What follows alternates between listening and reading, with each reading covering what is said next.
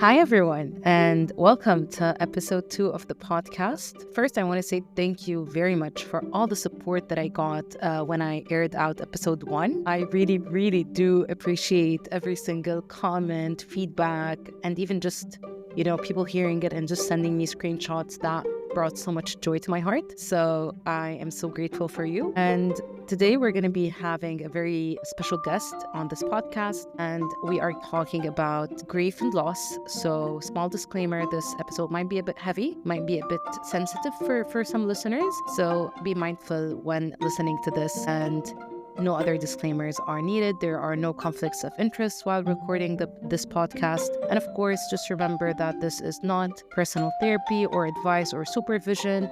And the content that's being created here is just for informational use. So if you need any experts' help, please do reach out. So let's get into it. Oh, hi, Sarif. Assalamu alaikum. Sarah, it's lovely to have you. And I'm just really happy seeing your face. I know they're not going to see your face, but I'm just happy seeing you. So Sarif is with us on our second episode of Nafsa Therapy. And the topic that we're going to be talking about today is grief and loss. And it's a bit of a hefty topic for a second episode on the podcast, I do know. But at the same time, I think the theme right now with what we're going through throughout the world, and especially here, whether in Lebanon and Palestine and a lot of areas, there's a lot of grief, there's a lot of loss on so many levels and not just people. So I thought that this would be a good time for us to talk about this. So we're going to dive right in, and we're going to be exploring this, and we're going to be exploring this as well from a lens, not just of the psychologist perspective, but also from a bit of the Islamic and spiritual perspective too. So, Sarif, we would love to hear from you. We agreed that this is something that's going to be conversational, casual. You're just going to be hearing a conversation between two old friends and colleagues who work together. So please go ahead, introduce yourself, tell us what you do, and we're very excited to have you. Bismillah, I think we're young friends, not old friends. Oh, that's right. But I have a lot of white hair in my beard, subhanAllah. So maybe I'm the old friend and you're the young friend. Thank you for the invitation. It's an honor and a privilege to be here with you. My name's Dr. Sarif Alrai is the title that I have, but I go by Sarif. I'm a psychologist, I'm a therapist, I'm a mentor, I am a helper, and I think one of the things that I try to be in my role is trusted journeyman or a trusted guide to support people in their journeys. All my qualifications aside, these are the kind of labels I think, apply best to me and the work that I do. Lovely.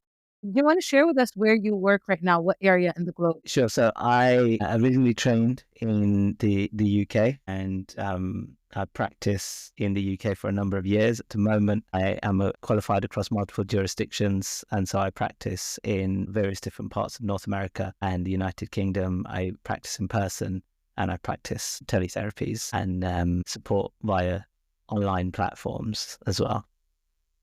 So UK and North America, mostly. Awesome. So we did our introductions, and we are going to jump into our topic today. And thinking of loss, and the idea of loss just seems heavy and very serene or very light as well to me. And I'll share with you a bit my making of it, but I would like to know how you see it and how you kind of make meaning of loss with yourself, if you'd like, and maybe with your clients. Wow. Okay. So how do I make meaning of loss? So please, I'm going to invite you to just ask me to use first person language every time I say we and us, because I have a tendency to be a Aglani when it comes to, so Aglani, very cognitive focused when it comes to speaking about myself, and very heart focused and soul focused when it comes to speaking with others and about others as well. So I'm going to give you permission in this conversation to be direct and tell me to use first person language. I think one of the most prominent thoughts that comes to mind when it comes to loss is around a test, and it's a test that we've been promised. So, practicing the way that I do with an Islamic focus and an Islamic psychology lens, it's one of the things that we kind of know is the part and parcel of the experiences we will have in this world. And so I very much, without labeling it for others, hold it for myself as this is part of my test, this is part of the test, this is part of one of the things that we will all experience at various different points of life. And when it comes to what meaning do I take from it, or what meaning do I apply to loss in and of itself, there is one part of me that likes to think, or that probably think is probably the better word here. That one part of me that likes to think, oh, this is my test, and how will I overcome this? What will I do about this? And then there's the part of me that feels the loss. And that part of me is the part of me that perhaps wants to break things sometimes, perhaps wants to cry sometimes, perhaps wants to be forlorn and lost sometimes, and then perhaps wants to just sit and remember sometimes. And I'm going to be very trivial and talk about a pen that I lost not recently, but this is a very special pen to me. And I lost it at some stage within the last 5 years. And to this date, I hate the fact that I lost this pen. Oh, So wow. much so that I'll randomly start looking for it at various points when I'm in a state of procrastination or something else. And so I'm deliberately using the pen example because one of the things that I like to talk to people about is loss and grief not necessarily being related to losing a person from their life. And it's, I won't go into the whys of why the pen is important for me and what it means to me, but just the fact that I will randomly start looking for a pen that I know I will never see again. And I've clearly just not come to terms with the fact that I'll never see it again because I do start looking for it. And so to be less trivial about it, we can see the loss of a person in the same way. We randomly long for them. We will, and I say randomly knowing full well it's not random, but there are moments in your day, in your week, in your months, in your year, where you will start to look for what that person meant to you and what that person represented in your life. And even though you will never see them again through bereavement or however you lost them. So loss as cognizant and loss as spiritual in that sense for me. I think I caught on that and I really latched onto it and I liked it when you differentiated between how you maybe think about it or think about the loss, where maybe you're on better terms cognitively with it. Correct me if I'm wrong. Like, all right, where we expect loss is something that we were told about in our lives that we're going to face it. We're going to be dealing with it. And you're saying that, but there's this part, the feeling part of you that comes up and just says, oh, but I'm angry about it, or like I'm sad, or I'm still looking for it. What makes you keep on looking for the pen, even though you know it's no longer there? I always struggle to articulate why I keep looking for the pen. Yeah. But there is a sense of comfort in looking for the pen, because looking for the pen reminds me of the pen and what was important to me about the pen. And if I'm going to make it more personal, when I make it more about the kind of the spiritual aspect of it, the less trivial part, when I talk about looking for the pen, I'm also talking about looking for the people I've lost. I was very, very young when I lost my grandfather, my father's father, and we were very close. And I was perhaps old enough to understand what death was, but I didn't fully grasp what happened. I didn't know how he had passed away, and I just knew he wasn't there anymore. And so the things that were important to me and for me in the relationship that I had with him just vanished overnight. And I struggled to come to terms with it because I was a child. I didn't really know what was going on. And I think in the same way, there is a difference perhaps with losing something expectedly and losing something unexpectedly. And I think I refer to the pen because it's an unexpected loss. And as much as you might expect something, when it happens is always okay, even though I expected this, it's still a difficult thing. It's still a big thing. And I think where I went to in my head as well is um, this state of maybe mixed feelings towards God, because we do know that He's the one who gives and He's the one who takes. Mhm, mhm, And I feel like with the giving, we welcome it with open arms and we're so happy and we are mhm, grateful for him. But with the taking, we sometimes pause and just question the taking. Like, why did he take this person away from my life? Or why did mhm, this person pass away? Or I've worked so hard on this relationship. And I'm focusing on relationships, but it can apply to other things as well. Why mhm, did he take mhm, my job, my career, my country, my freedom, anything? So I'm wondering, and especially maybe in your practice, how do you like come to terms with this giving and taking, and maybe more with the taking rather than the giving? I think I just opened that with the words I think, and perhaps that's the wrong way to approach it. One of the things that is very important, and this is going to sound very basic, and yet we often get this wrong, is the validity of every feeling Mm, when you're experiencing loss and when you're experiencing receiving something. I recall working with someone who he was in a loving relationship, but he hated receiving gifts. He was like, I don't want it as like a gift with a bow and a wrapping or anything. Just if you're going to buy me something, buy me something. I bought this for you. I don't want the surprise of it or the things. And it was very interesting to work through with him where that came from.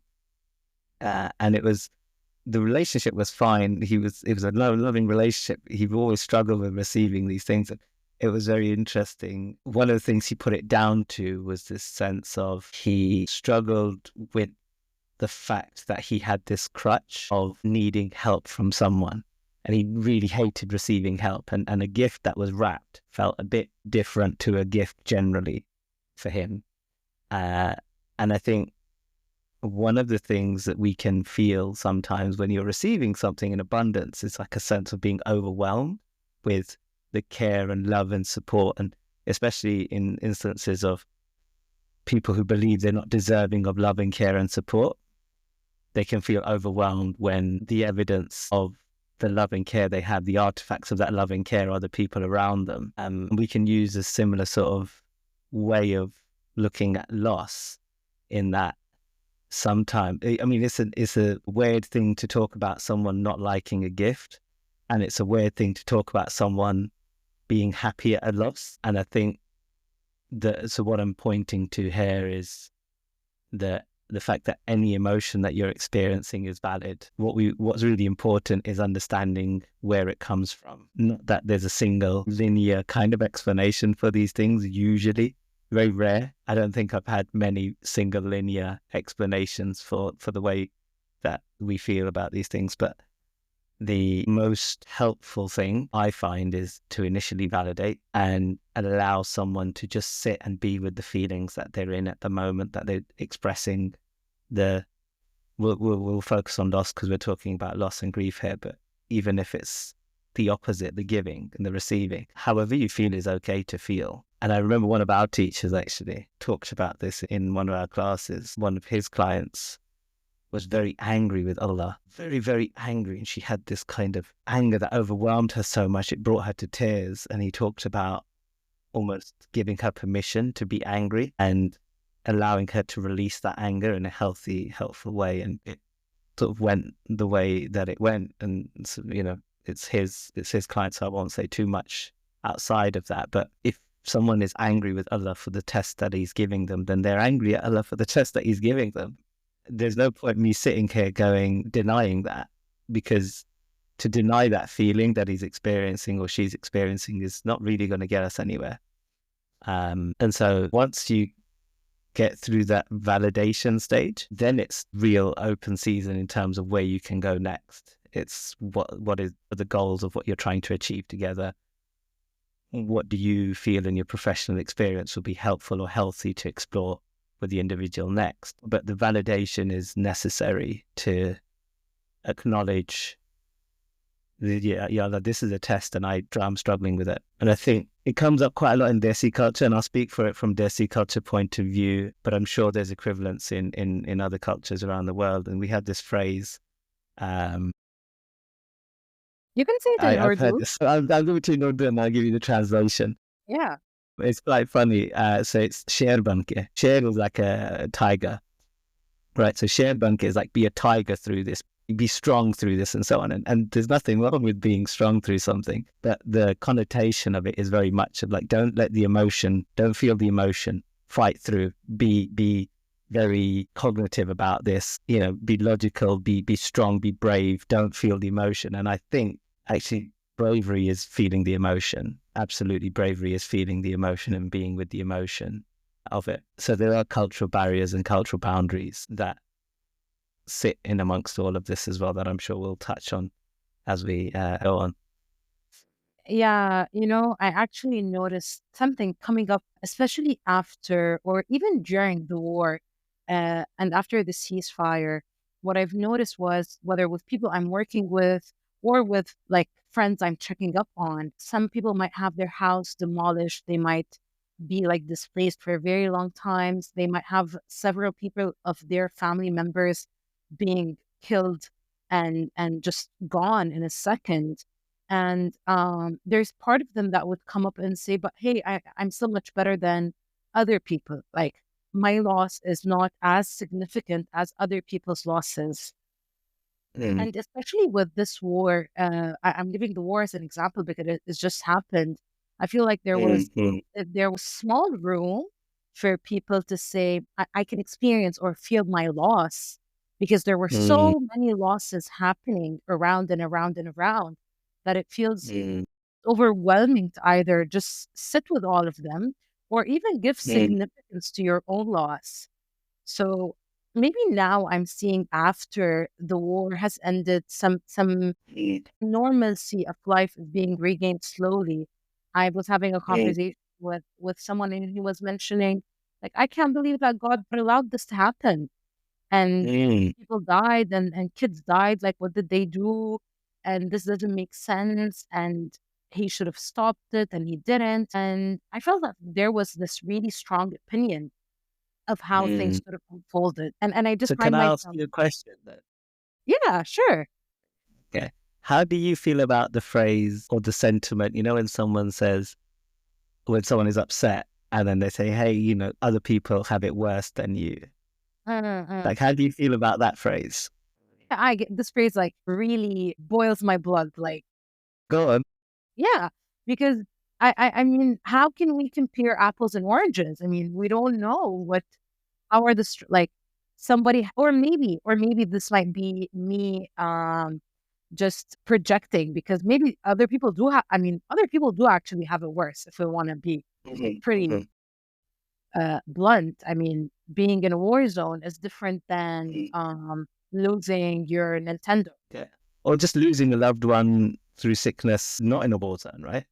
Yeah. Um, yeah. I can't remember where I heard this, so I won't attribute this to anyone. But I remember hearing someone say something similar about that phrase. Actually, they really disliked it. Don't be upset because other people have it worse. And they said it's like it's the exact same as saying to someone you're not allowed to be happy because other people have it better than you. Oh, I like that. I'm sorry to whoever said it. It was the first person that said it, and I'm not attributing this comment to you. But I've heard it. I'm sure many of the people who are going to listen here have heard it. But the first time I heard it, it made me chuckle, and it means something different to me now as a psychologist, as a practitioner, Mhm, compared to when I heard it when I wasn't practicing in it. And I think I agreed with the sentiment generally across the mhm, board anyway. But just to touch on the thing that you're saying about why did God allow this to happen, it's a really interesting thing. And I have a interesting relationship with this idea of God allowed this to happen, God allowed that to happen. God, we talk about Qadr Allah, Akhi Qadr Allah, this is the will of Allah, we cannot fight it. And um, as much as it is the will of Allah, it's also the will of Allah that we have the power that we have. So mhm. as a psychologist, I have the capacities that I have. And sitting there just saying it's the qadr of Allah is not necessarily the get out clause of, well, what can I do? What can one person do? What can I do? What can one person do? In the context of kind of wider justice and stuff like that. I think even in the sense of when it comes to talking about loss and grief, there are things we can do. I think the timings of how and why we do them are very important in that process. I describe myself as a journeyman. I describe myself as someone who will kind of the guide, if you like, not the guide, but a guide rather. And so the timing and the way in which we explore these things is very important. I don't think there is such a thing as a good way to grieve and a bad way to grieve. I think there's more helpful and less helpful ways to grieve, and perhaps more healthy and less healthy ways to grieve.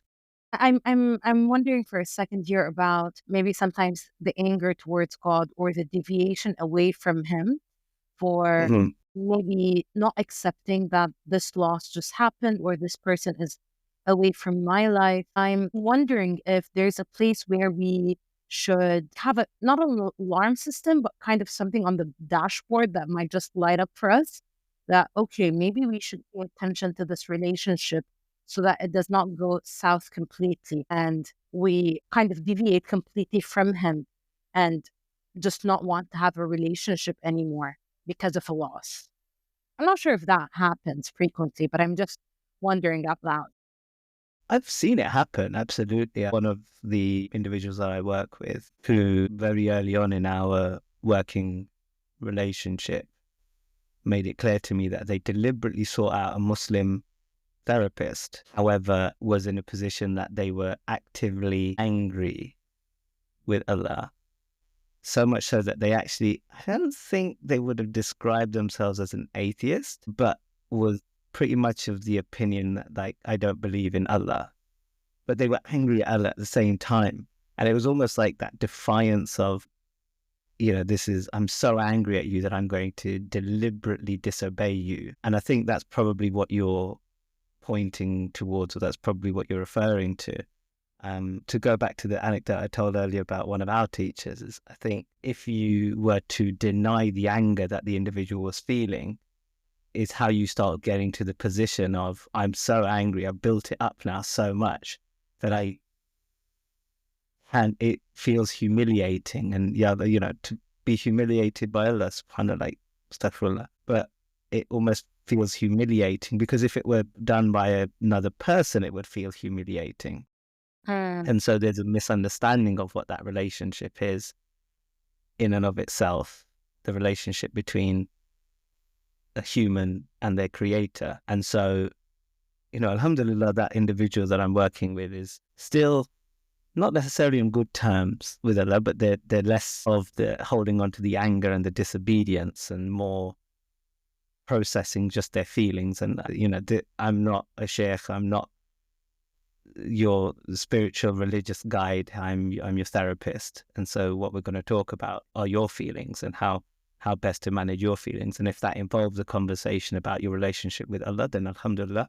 And if it doesn't, then it just means that's not where you are in your journey, and that's okay too. And there's something that I've had to work on quite a bit as well. I'm not necessarily classically or Islamically trained in the same way as imams and other shayukh. And so when I am working with someone, I am very careful to make it clear that the theories and underpinnings of the work are Islamic. I'm not a teacher and I'm not a sheikh. I'm someone who's going to share a journey with you. And alhamdulillah that I can do it in a way that I recognize the presence of Allah. And if healing is going to come through me, then it's through me and it's not because of me. And that's something I know we focused on quite a lot in our training. Yeah. And Oh, we so forgot to say that. At one point, we forgot to say that we went to the same program together at Cambridge Muslim College and we did the Islamic this is, psychology yes, diploma. yes. Yeah. This is 30 how, minutes into the episode. yeah. This is how you had the misfortune of becoming introduced to me, and Not at all. how I have become the old friend and you are the young friend. Mhm. But, one of the things that Dr. Abdullah stressed and focused with us so much is get out of the way.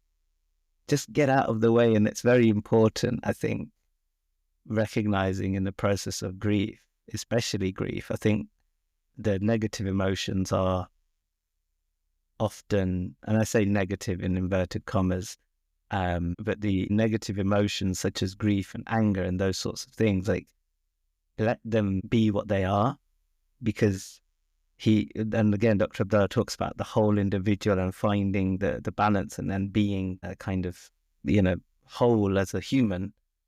And if you're going to deny anger, if you're going to deny grief and being lost and forlorn, then you're not human, because Mm. I've yet to come across a human who isn't angry. I've yet to come across a human who doesn't experience grief and loss. And so to deny yourself of those experiences is very, I'm going to go back to that word that I used earlier, like, it's unhelpful. I don't even want to say it's unhealthy. I think it's unhelpful as the journey goes. I don't think it's always helpful either. I think, and this is where the timing of it comes in. It's, when are you ready to talk about these things? When are you ready to get involved in these things? And Yeah. clearly I'm not ready to let go of my pen. Mhm. And so I still look for it. It's completely bizarre, but I did manage to find money in the pocket once while I was looking for my pen. So it's not all bad either. You found something, maybe that money you could have used it to buy another pen. I can't ever replace that pen. That was a very valuable pen. But, I think it's also important that we use humor too. Mm. And so that's what, I almost anxiously made the joke about finding the money. I still have the money that I found. I haven't spent it yet. This is about a year ago now. I found that money while looking for that pen. But the humor of it is valuable too, because there are moments where otherwise you don't know what to do. And so the humor is a useful tool, sometimes healthy, Yeah. not Helpful, always, healthy. not Yeah. helpful, healthy. I'm also thinking about the stages of grief, like Mm, the denial, the bargaining, mm, um, anger, depression, and acceptance. And I'm just wondering if this just occurred to me right now. I'm thinking about it mm, out loud. If you have any insights on this from the work that you've done so far, if you've seen these stages being different, especially with clients of faith, do you see that maybe the jumping into acceptance is quicker? Or, I mean, what I see sometimes is, especially I see it in during the first stages, this is the will of Allah. We're totally okay with it. He took him away in the right time. This was the time that was written for him or for her mm, when they were born. mm, Like, mm, mm, done deal. There's no negotiation on the, like, even if he drove an hour earlier, there's no negotiation on this. This was going to mm, happen. And sometimes I mm, feel like, yes, this might be helpful in going to the acceptance stage a bit quicker when the bargaining is not as intense as mm, other stages. But what are your thoughts about it? I was having a conversation with someone earlier today, and I had this conceptualization with them around different aspects of the grieving process. And that particular framework is just one framework, right? It's one Mhm. model of what grief is. Um, I think, and I'm deliberately going to stick with the word think here, some of those stages are aklani, are more cognitive driven, Mhm. and some of them are more qalbi, more kind of heart centered, more self, kind of soul centered. They lend themselves to being more aklani or qalbi, and it takes a lot for you to be able to be in that stage with both your head and your heart. So what you're describing, and I've had the same sort of experiences as well, where someone's like, yeah, Qadar Allah, it was his time. And, we make excuses as human beings. And I've said these things myself when it comes to my own grief and loss as well, especially around bereavement. Allah, it was his time. It was his time. This is our test. This was his time and this was our test. And that's very easy to say. Mhm. And so it is the intellectualized position around death, you know? Kullu nafsun za'iqatul maut, like every soul shall taste death. So we say, this is it. Like everyone's going to taste it. That was his time. And so to feel the acceptance versus acknowledge cognitively the acceptance is the trick, right? So even when you're in Yeah, your bargaining stage, what does it mean to bargain, intellectualizing bargaining and feeling bargaining? You know, I love that. that feeling, you know, what does bargaining feel like inside of you? Like, what are you trying to achieve with it? And you're genuinely looking at your possessions or looking at your life and going, you know, like, take this iPhone away from me, and I take this Mercedes away from me, but give me my, I don't know, pen back, give me my mother back, you know, whatever it is. Like, that's the bargaining. And what is it that you're saying about these things that you're, because if you are bargaining, like, what are you actually going to bargain for? Are you putting the value of your iPhone equivalent to the value of your mother? That's bargaining, right? Like, I'm not saying, and I'm deliberately using things that everyone relates to. Alhamdulillah, most people have the experience of a mother. Most people have know what an iPhone is, right? Who doesn't have a mobile phone these days? Like, especially in the West, it's like, if you lose your phone, people panic. Like, my whole life is on this, my emails and my contacts and my banking, and like the headache it takes to go through. And you're going to kind of go, this is my phone and I'm willing to lose this, take this from me, return my mother to me. And then you kind of go, okay, is this the equivalence here? Maybe other people use, or not other, maybe like people use different things, but like emotionally, what are you engaging with? Because from an Islamic point of view, you can say like, my phone is worth £1,000, or like, my phone is worth X dirham, or whatever it is, right? So the cognitive element of it is one thing, but what does it mean to feel that? And that's the conversation I was having with the brother earlier today, is when we talk about accepting, how do we feel the acceptance? And ultimately the way, and maybe this is just a cop out from me, but I am of the position that acceptance is something we revisit constantly. Mhm. Not necessarily, so not constantly, intermittently, not necessarily with the same intensity every time, but I still think about my grandfather who I lost when I was about 7 years old. I just, the emotional experience of losing him feels different to me today. And the acceptance of it is different today. You know, most of the people who are listening aren't going to know this, but most people in the world aren't going to know this because it's about me. I lost my brother last year, and we're approximately coming up to 6 months or so to that. And I don't know that I'm able to say I'm accepting of it from a Golby point of view. Like, I don't know that I'm there. I don't know how long it take from my heart point of view, from Yeah. an Akalani point of view, from the cognizant intellectualization point of view. Within 3 days, I was the guy saying, well, you know, it was his time. I was that guy, you know? And so I'm convinced, I know for definite, throughout the rest of this year, as we come on to within the next 6-7 months, we'll be talking about, oh my God, it's been a year, and the acceptance of what that feels like for me is going to fluctuate up and down. I might even go through stages where it feels like I've unaccepted something that I've previously have accepted. And so this happened with my grandfather when I understood as an adult later how he had passed away. I unaccepted his loss. Wow. And so all of a sudden, like, hang on a minute, I didn't know this is new information. I have to process this now. And he died through, he had cancer. And it was like, oh, okay. And then it was the argument of, well, why didn't he try and go through? Because he didn't want the treatment. And then when he changed his mind about treatment, but by that point, it was, the doctors had said, like, it's too late to do anything, to do those things that we would have been able to do before. So there's an anger now, and now I have to reprocess. So I've unaccepted the loss, and I have to reprocess this new emotion that I didn't have back then. And so, you know, even acceptance isn't the end of the journey. Acceptance is one point in a journey. It's almost like it's not even a circle. It's probably more like a star shape where you can always revert back to the center of yourself.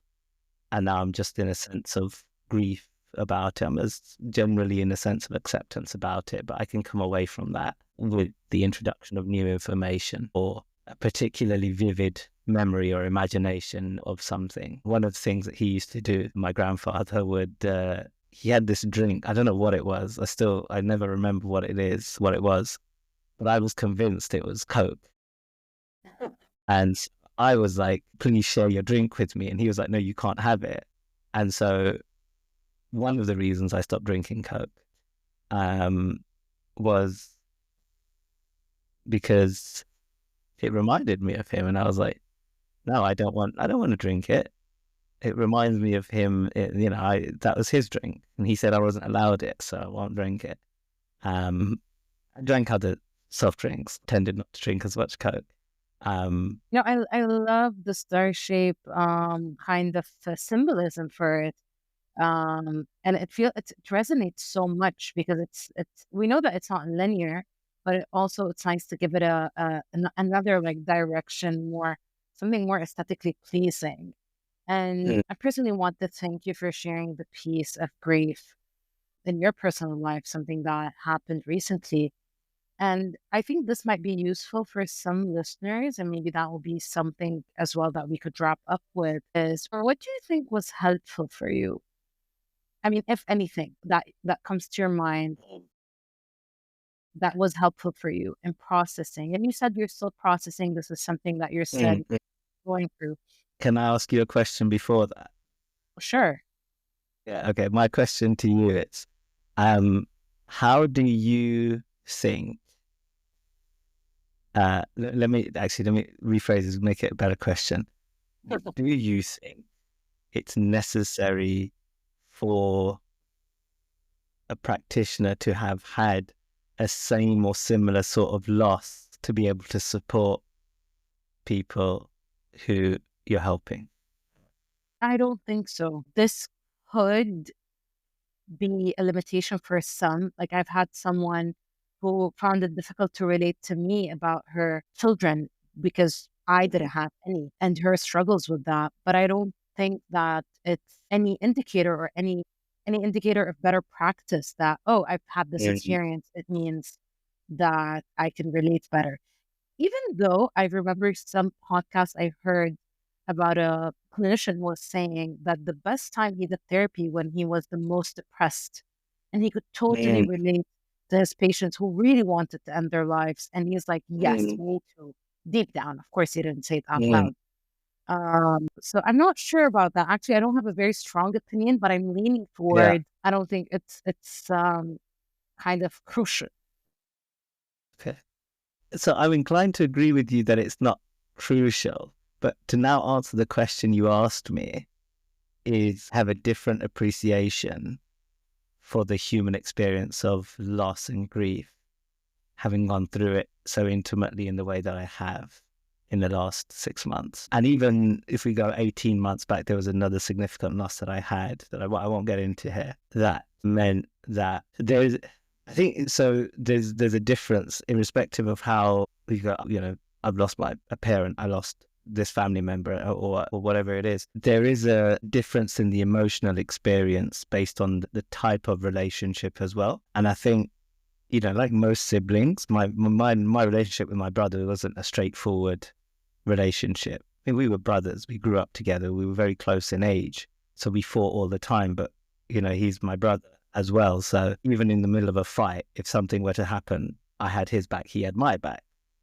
And so there's a very complex relationship. And then to lose that, it's different to having, say, a bit more of a parent relationship that someone might lose, or losing a parent at a young age versus losing a parent at an old age. And so my experience of loss with my grandfather, who I was quite close to, is different to the experience of losing my other grandparents when I was older.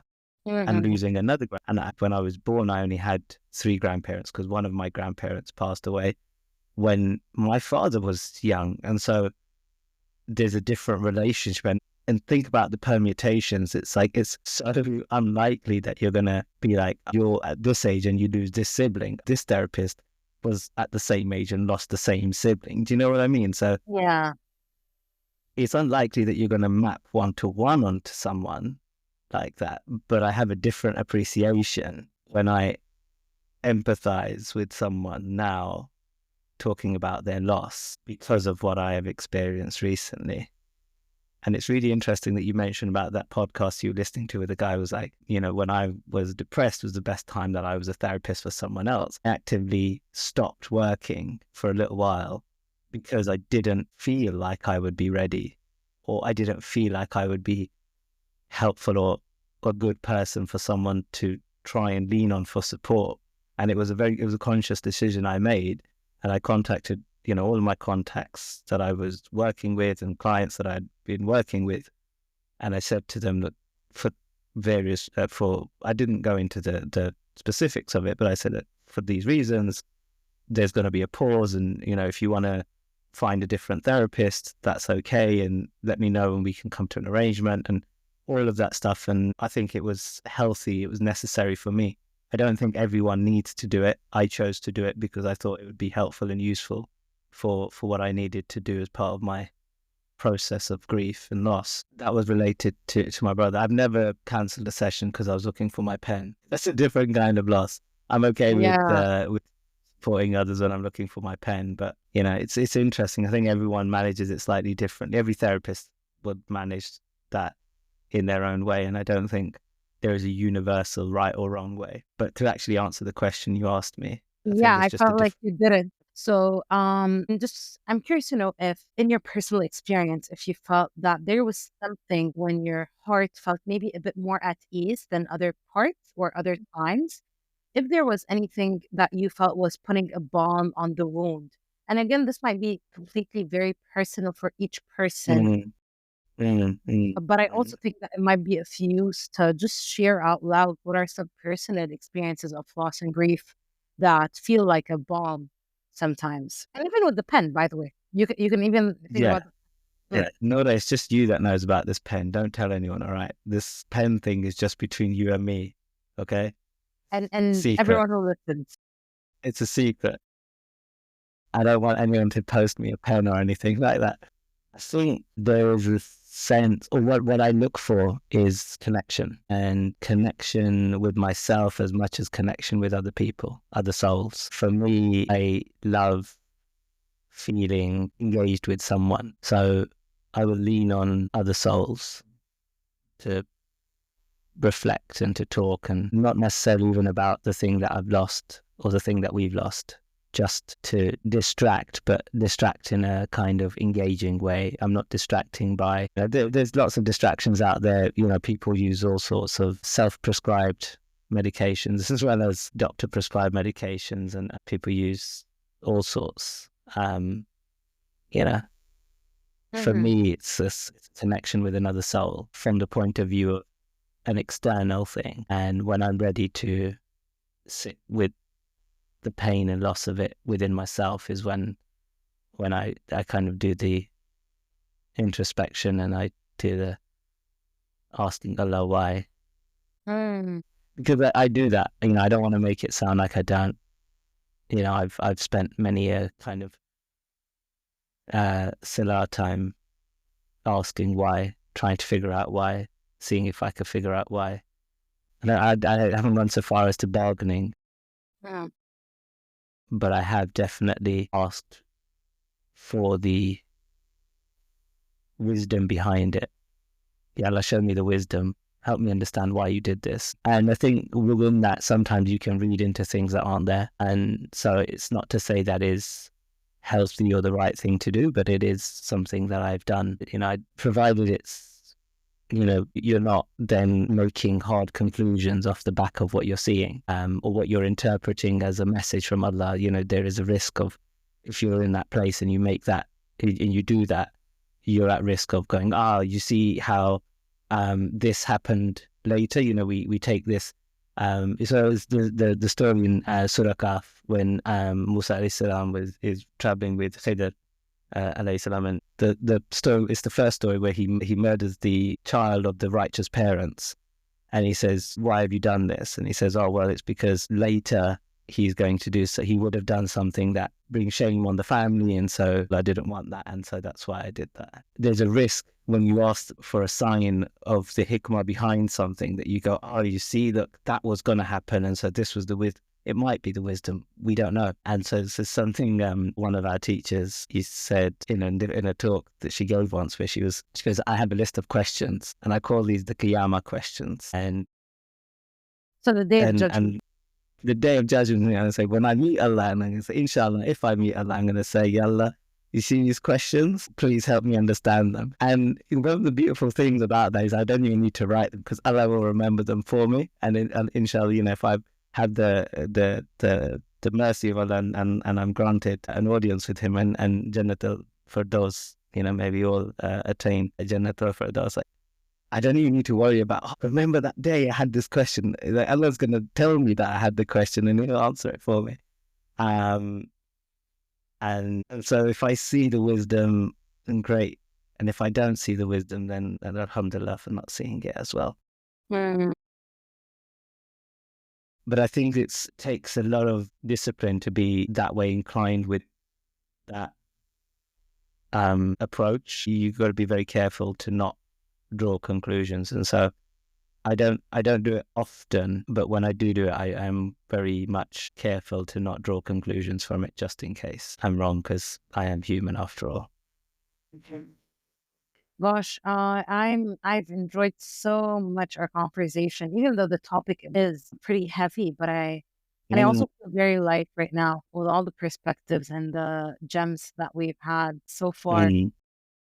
I really want to thank you very much for being here. And I just have a couple of ending remarks. But before I do that, I want to see if there's any point or anything that you feel you want to add or just like drop on before we wrap up today. Just to say, Jazakallah khair for the invitation. Like I said, it's been an honor and a privilege, and for me to be such an early guest as well. It's touching, and I really appreciate you, and I really appreciate everything you're setting out to do, and I make that it is of benefit for you, the people that you work with, the people that listen, and I really enjoyed our conversation too, and Oh, I'm there's looking one more forward thing. to it. Hey, I forgot. There's one more thing that I promised myself I'm going to ask each guest.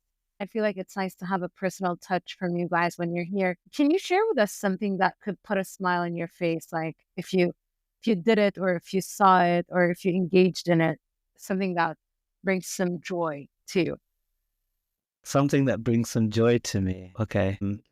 besides buying books. Besides playing books. Okay, so many, many, many years ago, I tried to learn how to play golf. And one of the things that brought joy to me was after hitting, I don't know, 100 golf balls, 300 golf balls, or whatever it was.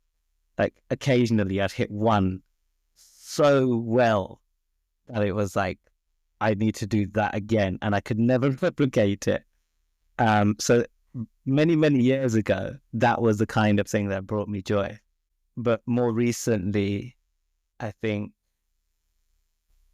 one of the things that puts a smile on my heart is meaningful engagement with other people. So absolutely, this conversation that we've just had has put a smile on my heart, and just occasions where I get to connect with other souls and have a meaningful moment with them, however short that moment might be, however intense it might be, whatever the reason that might lead to it. The experience of having a moment with someone else puts a smile on my heart. I love that the twist you put on it, not face but heart, and I really like that. So, Therapists will be proud of me for that one. oh, shout out to your therapist who hears this. Yes.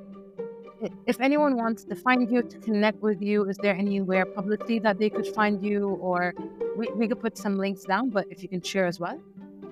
So the most obvious one would be the MCAPN, so it stands for the Muslim Counselors and Psychotherapists Network. So the website is www.mcapn.co.uk, and you will find me listed there amongst other Muslim counselors and psychotherapists who practice. You can reach out to me via my email address on that website. Awesome. Awesome. So thank you very much again for spending this time with us. I really had the privilege and the honor to have you. And okay, I think we can wrap this up here. Thank you, Sarif. Thank you so much. Bye. Assalamu alaikum.